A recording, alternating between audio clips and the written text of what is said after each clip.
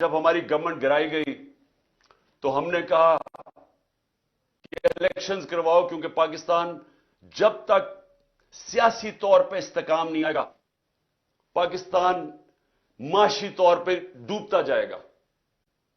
تو ہمیں ان کے نون لیگ کے بڑے بڑے سربراہوں نے، لیڈرز نے کیا کہا؟ ان کی سوشل میڈیا پہ چلے جائیں، ان کی سٹیٹمنٹس پڑھ لیں۔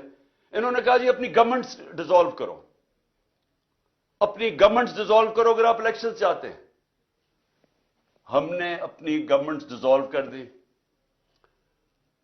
قانون کے ماہرین سے ہم نے پوچھا کہ کیا کوئی گنجائش تو نہیں قانون میں کہ ایک دفعہ گورنمنٹ ہم ڈیزالو کریں گے تو 90 دن کے اندر الیکشنز ہوں گے؟ کوئی گنجائش تو نہیں اس میں؟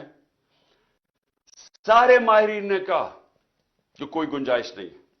ہم نے اپنی گورنمنٹس ڈیزالو کر دی، اور اب جیسی گورنمنٹس ڈیزالو کی تو وہی نون لیگ کے سربراہ شروع ہو گئے کہ نہیں جی الیکشن ہونے نہیں ہیں۔ اور الیکشنز کیوں نہیں ہونے؟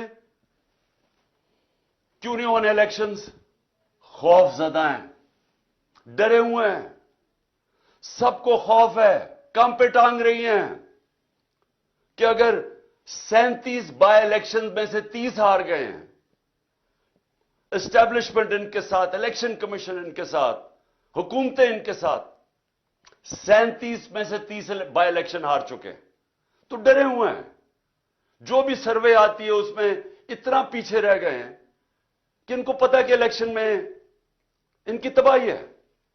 تو اپنے آپ کو بچانے کے لیے یہ پاکستان کے آئین کے خلاف جا رہے ہیں کہ کسی طرح یہ بچ جائے۔